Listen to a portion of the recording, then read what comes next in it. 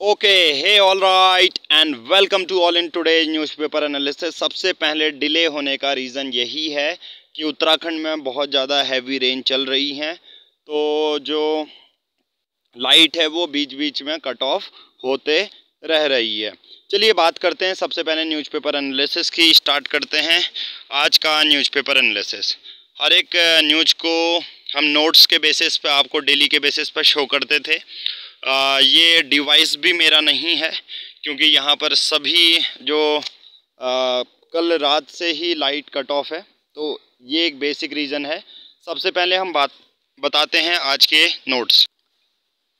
सभी व्यूअर्स से ये रिकमेंड करते हैं कि सभी आज की वीडियो में एयरफोन से सुनें और वीडियो स्पीड भी 1.25 कर सकते हैं बेटर अंडरस्टैंडिंग के लिए, और टाइम भी कम कंज्यूम होगा। नोट्स जो होंगे वो शाम तक हम डेली के बेसिस पे जो पेज वाइज मैं चीज़ें बोलूँगा उसके नोट्स भी उसी सीक्वेंस में पंकज बोहरा ऑफिशियल चैनल में मिल जाएंगे। चलिए स्टार्ट करते हैं आज का हिंदू डिस्कशन। सबसे पहले देखिए, अभी चल रहा है अडानी ग्रुप में एक हिंडनबर्ग रिपोर्ट। ठीक है, अडानी ग्रुप में क्या चल रही है, एक हिंडनबर्ग रिपोर्ट चल रही है जो पर्टिकुलर क्या कर रही है कि अडानी ने अपने शेयर्स में मैनिपुलेशन किया है। अभी ये डिवाइस भी किसी का है जैसा मैंने बताया, तो बहुत सारी चीज़ें सेलेक्ट नहीं हो रही हैं, वो आपको आज एडजस्ट करना पड़ेगा, राइट। चलिए, अडानी ग्रुप ने स्टॉक का मैनिपुलेशन किया है। अब वन टाइम में जितना रिकॉर्ड होगा वो आपको यहाँ पर मिल जाएगा। चलिए, तो स्टॉक मैनिपुलेशन वाला हमें ज़्यादा नहीं करना, बट अभी यहाँ की इंडिया की बॉडी कौन सी है, SEBI, security and exchange board of India, जिसका एक्ट है 1992, राइट। अब वो इन्वेस्टिगेशन कर रही है अदानी ग्रुप में कि एक्चुअल में क्या इन्होंने शेयर का मैनिपुलेशन किया है, स्टॉक का मैनिपुलेशन किया है या नहीं। बाकी ये रिपोर्ट आपके काम की नहीं है क्योंकि ये यूएस बेस्ड एक रिपोर्ट पब्लिश करती है, हिंडनबर्ग उसी के बेसिस पे है, तो ये हमारे यूपीएससी के काम का तो नहीं है। चलिए बात करते हैं दूसरी एक अनफॉर्चुनेट न्यूज़ है, बट ठीक है कि उनकी जो एक्टिविटी है, जो वो दिनचर्या उनका रूटीन है उस देश का, वो ऐसा ही है कुछ। तालिबान में क्या हुआ, अफ़गानिस्तान से तालिबान का एक बॉम्बर आता है और पाकिस्तान की पेशावर जो शहर है उसमें चले जाता है और बॉम्ब ब्लास्ट हो जाता है। 61 लोग मारे गए हैं एक मस्जिद के अंदर पाकिस्तान में, सोचो। हालांकि अनफॉर्चुनेट न्यूज़ इसलिए हैं क्योंकि बहुत सारे सिविलियंस भी होंगे जिनका कोई दोष नहीं है। चलिए वो बात हम बाद में करेंगे, बट स्टार्ट करते हैं ये वाला। आसाराम बापू आपने सुना होगा, हमारे point two the point UPSC के पर्सपेक्टिव से ये न्यूज़ नहीं है, बट देखते हैं। और वॉइस रिकॉर्डर में कोई आज इश्यू आएगा तो आज आपको थोड़ा सा एडजस्ट करना पड़ेगा क्योंकि जैसा मैंने ऑलरेडी बताया हुआ है। पर आसाराम बापू से रिलेटेड मैं न्यूज़ नहीं बता रहा हूँ, बट धाराएं कुछ पता होनी चाहिए। मे बी एक स्टेटमेंट यूपीएससी प्रीलिम्स में या किसी भी क्वेश्चन एग्ज़ाम में आईपीसी इंडियन पीनल कोड के बहुत सारा धाराएं पूछी जा सकती हैं। सबसे पहला है सेक्शन 376, ये रिलेटेड है रेप। ठीक है, section 376 clause 2 sub clause C. 377 unnatural offence, जो प्राकृतिक रूप से नहीं होते हैं, कहने का मतलब जो हीनियस क्राइम्स होते हैं। 377 342 रॉन्गफुल डिटेंशन, किसी को बेवजह ही अपने घर में कैद कर लेना, ये 342 धारा है। 354 है असॉल्ट और क्रिमिनल फोर्स। अब कहोगे सर मैं तो यूपीएससी की प्रिपरेशन कर रहा हूँ, क्या इन चीज़ों को मैं फैक्ट को मेमोराइज़ करूँ? यस, एक एबिलिटी आपकी यूपीएससी में ये भी होनी चाहिए कि फैक्ट मेमोराइज होने चाहिए आपके, राइट। चलिए नेक्स्ट बात करते हैं। पेज वाइज डिस्कशन है, नोट्स मैं सब आपको Pankaj Bohra official Telegram channel पर ही शेयर करूँगा। सबसे बड़ी बात क्या है, देखिए, इंफॉर्मेशन एंड ब्रॉडकास्ट मिनिस्ट्री ने अभी ये बोला है कि आप अपने टीवी चैनल में, जो प्राइवेट टीवी चैनल्स होते हैं, उनमें जो भी प्रोग्राम चलाओ जिनका वैल्यू है नेशनल इम्पोर्टेंस, यानी कि जो राष्ट्र महत्वता वाली चीज़ें हैं, और दूसरा सामाजिक रेलिवेंस उनका कितना है वो देखने को मिलता है। जैसे धर्म के विरोध में नहीं होना चाहिए कि दो लोग लड़ रहे हैं धर्म के लिए, तो ये नहीं होना चाहिए। तो गाइडलाइंस अभी हमारी केंद्र की सरकार ने, आईबी मिनिस्ट्री ने जारी कर दी है। ठीक है, और जो प्रोग्राम चला सकते हैं वो किससे रिलेटेड हो सकता है, शिक्षा से, कृषि से, रूरल डेवलपमेंट से, हेल्थ से, फैमिली वेलफेयर से, साइंस एंड टेक्नोलॉजी से, राइट। वीकर सेक्शन जो पिछड़े वर्ग के लोग हैं उनके हिसाब से भी वो आप टीवी न्यूज़ चला सकते हैं, बशर्ते उनका सोशल सामाजिक रेलिवेंस होना चाहिए। दूसरा, राष्ट्र के महत्व, राष्ट्र के अगेंस्ट नहीं होना चाहिए, राइट। ये वाली न्यूज़ है, इसमें से कोई नोट्स आपको नहीं देखने हैं। चलिए नेक्स्ट पेज में आते हैं। नेक्स्ट पेज आती है आपके, इसमें ये सब बीजेपी वाली न्यूज़ है, ये आपको नहीं करना। नोट्स सभी सीक्वेंस वाइज टेलीग्राम में कल के आप वीडियो में देखेंगे या इस वीडियो में देखेंगे तो आपको इसके डिस्क्रिप्शन बॉक्स में मिल जाएगा। आप एक मेंस के लिए एक एग्जांपल लिख सकते हैं। दिल्ली में अरविंद केजरीवाल की सरकार ने एक वेबसाइट खोली, जिस वेबसाइट का नाम है www.rasman या RAASMAN.com। इसमें आप जाएंगे तो आपको रियल टाइम उस समय प्रेजेंट लोकेशन पे एयर पोल्यूशन कितना है वो पता चल जाएगा। उसके हिसाब से आप अपने बच्चों को स्कूल भेज भी सकते हैं, नहीं भी भेज सकते हैं। तो इस वेबसाइट में आप लॉगिन कर सकते हैं। इन्वायरमेंट से रिलेटेड कोई भी बेस्ट एग्जांपल देना हो तो आप दिल्ली सरकार का दे सकते हैं। उसके बाद नेक्स्ट पेज में हमारी जो न्यूज़ आती है वो हम डिस्कस कर लेते हैं। देखिए नेक्स्ट है बाईपोल इलेक्शन। यहाँ से सिर्फ मैं टर्म बताना चाहूँगा। लक्षद्वीप में जो लोकसभा की कॉन्स्टिट्यूंसी है, जो चुनाव आयोग है, देखो इलेक्शन कमीशन का आर्टिकल होता है आर्टिकल 324, और आर्टिकल 324 के हिसाब से चुनाव आयोग लोकसभा के, राज्यसभा के, राष्ट्रपति के, उपराष्ट्रपति के, प्रधानमंत्री के और मुख्यमंत्री के चुनाव करवाता है। पर यहाँ पर है बाई इलेक्शन। बाई इलेक्शन का मतलब क्या होता है, किसी सपोज मान के चलो सीट खाली हो जाती है और किसी वजह से या तो डेथ हो जाए या किसी ने छोड़ दी अपनी सीट, तो जो उस पर्टिकुलर सीट के लिए ही चुनाव होंगे, पूरे देश भर में नहीं होंगे, उसी पर्टिकुलर सीट के लिए जो चुनाव होंगे उसी को बाई इलेक्शन कहते हैं। ऐसा कहाँ हो रहा है, लक्षद्वीप की कॉन्स्टिट्यूंसी असेंबली में, ठीक है।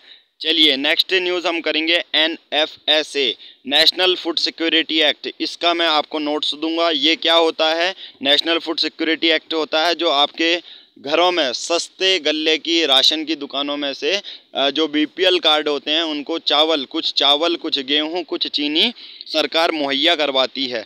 तो वही एक्ट का नाम है NFSA act, national food security act, right. इसमें अभी राजस्थान के कुछ 19 लाख लोगों को फ़ायदा हुआ है, राइट, जिसमें गेहूं और उनको चावल दिया जा रहा है। तो हमारा मुद्दा यहाँ पर से NFSA पढ़ना है, बाकी और कुछ काम का नहीं है। नेक्स्ट है बहुत इम्पोर्टेंट, केरला की वाइल्ड लाइफ हैबिटाट में पेरियार टाइगर रिजर्व आपका पूछा जाएगा तो कहाँ है, केरल में। एक तो ये याद रखें। दूसरा आपको याद रखना है, केरला में एक इन्वेजिव प्लांट है। इन्वेजिव प्लांट एक ऐसा पौधा होता है, जनरली एक मान के चलो इकोसिस्टम है प्लांट वाला, वहाँ सब पौधे हैं जो कि वहीं के ओरिजिन के हैं। एक मान के चलो समुद्र से एक जहाज आता है, उसकी एक टंकी में मान के चलो एक पौधा आ जाता है जो इंडोनेशिया, वियतनाम या किसी दूसरे शहर का है, किसी दूसरे देश का है। तो अब क्या मान के चलो, जो सपोज मान के चलो जो इंपोर्ट कराया था, जो वहाँ से आया है, आयात आया है सामान, तो उसमें क्या होगा कि वो पौधा दूसरी जगह का होने के बाद उस नेचुरल हैबिटाट में अपनी पॉपुलेशन बढ़ा देगा।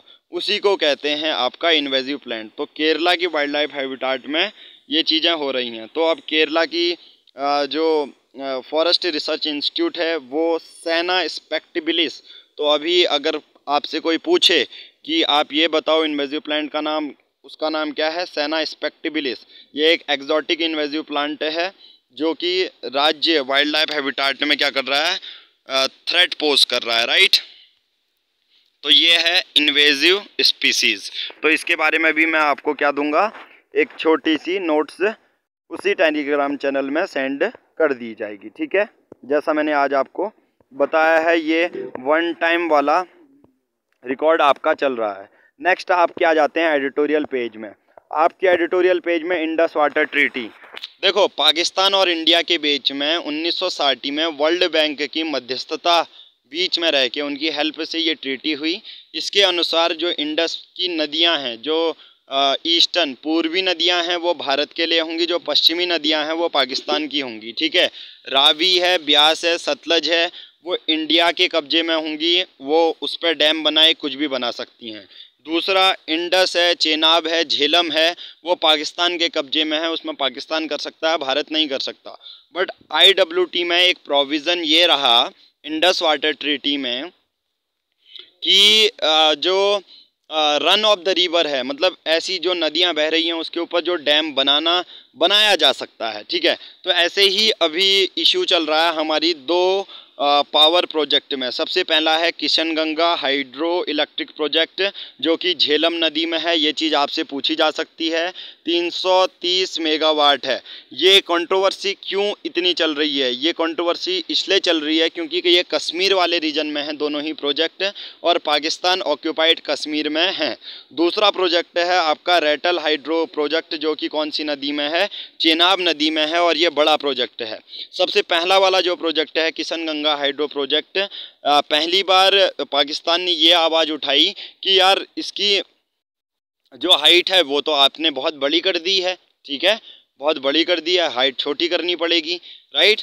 ये सब चीज़ें हैं, कंट्रोवर्सी आपको लिखने को नहीं आएगी। किसी में ये बोला गया कि अगर डैम टूटेगा तो सीधे पाकिस्तान में बाढ़ आ जाएगी, ठीक है। ये कल के हमने न्यूज़पेपर में भी कवर किया है। बट आपको ये याद रखना है किशनगंगा हाइड्रो प्रोजेक्ट झेलम नदी में है और रेटल हाइड्रो प्रोजेक्ट चेनाब में है।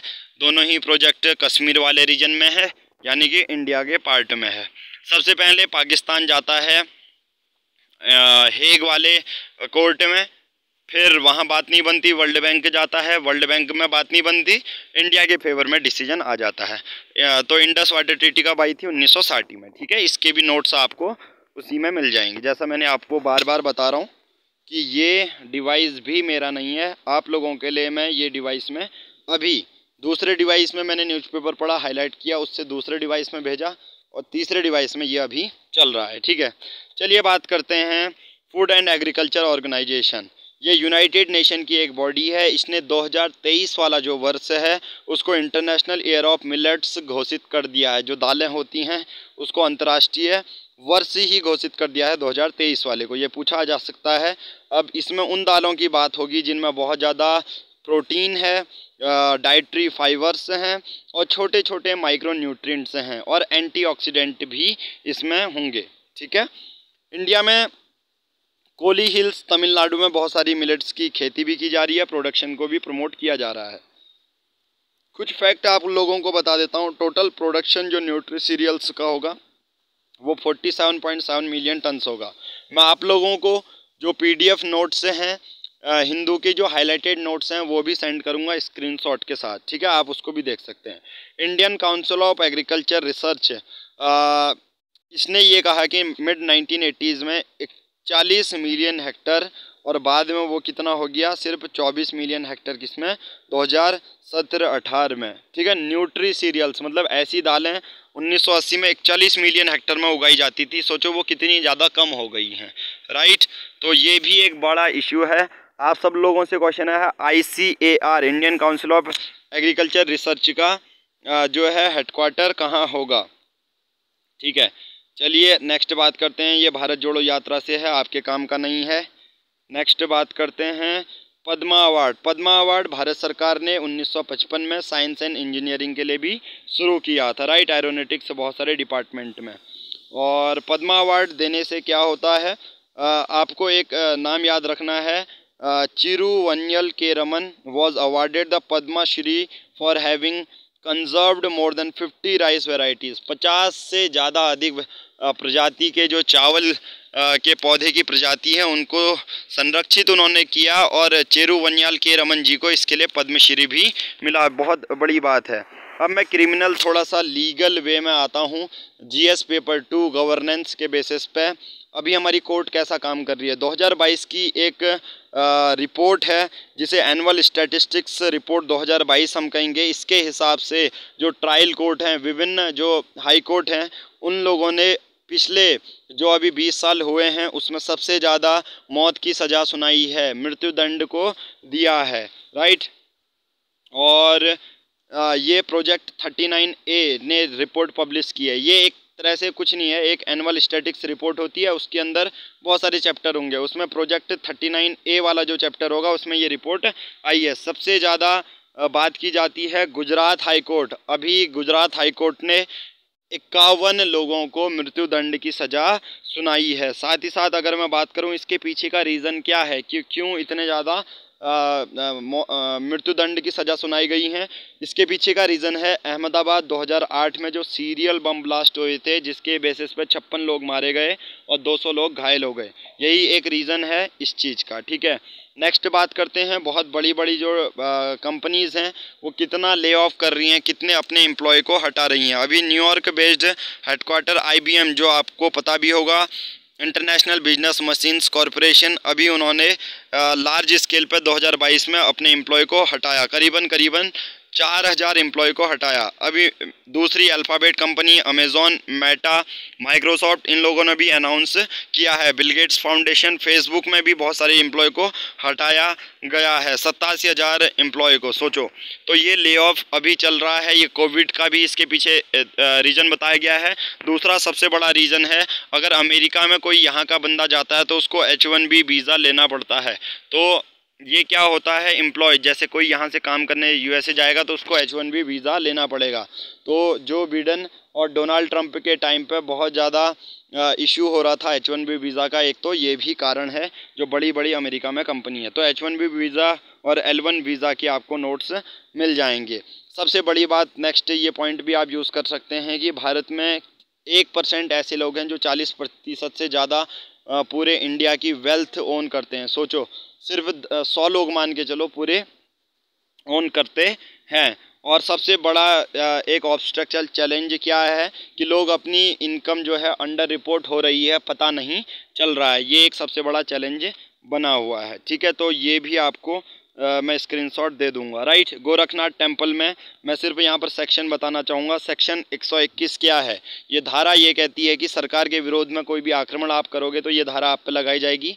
हुआ क्या, उत्तर प्रदेश में गोरखनाथ मंदिर में एक सिविल इंजीनियर जिसका नाम है मुख्तार अब्बासी, उसने क्या किया, एक पर्सनल गार्ड को वहाँ के चौकीदार को मार दिया मतलब ऐसे पंच मार दिया होगा, और अटैक किया। और दूसरा 307 अटेम्प्ट टू मर्डर का भी धारा इसमें लगाई गई है और इनको डेथ पेनाल्टी सुनाई गई है। सोचो, ठीक है। नेक्स्ट है information and technology IT act 2000 में आया था। मैं आप लोगों को वैसे बता देता हूँ 2008 में, आज मेरे पास नोट्स नहीं है क्योंकि डिवाइस वाला बता दिया है, पर IT एक्ट के पूरे नोट्स में दूंगा। 2008 में संशोधन किया गया और 2008 में सेक्शन 69A जोड़ा गया। सेक्शन 69A क्या है, अभी आप सब लोगों को पता होगा, चाइनीज ऐप, टिकटॉक, ये सब बैन कर दिए गए। ये सब पावर किस में है, IT एक्ट में है। ये 2008 में शामिल किया गया। इसके भी नोट्स आप लोगों को मिल जाएंगे। आज सबसे बड़ी इंपॉर्टेंट चीज़ है, सुप्रीम कोर्ट ये देखने वाली है पिटिशनर क्या कहता है। सुप्रीम कोर्ट में पिटिशनर ने ये बोला कि जो पॉलिटिकल पार्टीज को अंधाधुंध पैसा जा रहा है उसके लिए क्या इलेक्टोरल बॉन्ड स्कीम सही है या नहीं। आज सुप्रीम कोर्ट उसमें फैसला सुनाएगी। इलेक्टोरल बॉन्ड स्कीम क्या होती है, इसमें क्या होता है, एक पेपर होता है, आप 1 लाख रुपए बैंक को दोगे, बैंक 1 लाख रुपए का आपको मान के चलो चेक बना के देगी। तो चेक वो आप किसी भी पार्टी को दे सकते हो, पॉलिटिकल पार्टी को। वो मल्टीपल्स में, 1000 के मल्टीपल में कितना भी वो हो सकता है, n नंबर ऑफ गुना चेक ले सकते हो। ठीक है, आप SBI पे जाओगे, वहाँ पर वो बॉन्ड मिलेगा। ठीक है, जो मैं चेक कह रहा हूँ वही बॉन्ड है। ओके, सिंपल भाषा में। चलिए नेक्स्ट बात करते हैं आज की। 16 फाइनेंस कमीशन करने की बात आ रही है। फाइनेंस कमीशन क्या होता है, एक वित्त आयोग। आर्टिकल 280 यानी कि अनुच्छेद 280 के अंदर इसको बनाया गया है। संविधान में राष्ट्रपति जी हर 5 साल में फाइनेंस कमीशन करते हैं। अभी 2017 में 15वां फाइनेंस कमीशन, 15वां वित्त आयोग बना, जिसके चेयरमैन थे NK सिंह कमेटी। वित्त आयोग करता क्या है, केंद्र सरकार और राज्य सरकार के बीच में कितना जो भी टैक्स का पैसा आ रहा है वो कैसे डिस्ट्रीब्यूट होगा, वो वित्त आयोग करेगा। 15वां वित्त आयोग में क्या बोला गया कि 41 + 1%, हालांकि 42%, जितना भी टैक्स आ रहा है पूरे देश में, राज्यों को 28 राज्य हैं जैसे और यूनियन टेरिटरी है, उसमें total 42% as per 15th finance commission बांटा गया है। 1% 41 + 1% क्यों बोला गया इस बार कि 1% लद्दाख जो यूनियन टेरिटरी है उस पर भी पैसा खर्च किया जाएगा। ठीक है, अब 16 फाइनेंस कमीशन आर्टिकल 280 के अंदर बनाया जाएगा। ठीक है, 15 फाइनेंस कमीशन की ये भी बात है, उसको एक्सटेंड भी किया जा सकता है 2025 2026, बट 16 फाइनेंस कमीशन उसका नाम दिया जाएगा। चलिए, यूनाइटेड नेशन जनरल असेंबली के प्रेसिडेंट हैं कास्बा कोरोसी। उन्होंने कहा है सिक्योरिटी काउंसिल में रिफॉर्म चाहिए। अभी 5 परमानेंट मेंबर हैं, वो आपको बताने हैं कौन कौन से हैं। भारत भी अभी बात चल रही है, डिबेट चल रही है कि भारत को भी इंक्लूड किया जा सकता है। और मैंने वर्ल्ड की न्यूज़ में वही चीज़ें हैं, आपके काम की नहीं है यूपीएससी। बाकी स्पोर्ट्स न्यूज़ ये आप सबको पता है, बाकी जो काम की न्यूज़ हैं वो मैं नोट्स के फॉर्म में आपको दे दूँगा।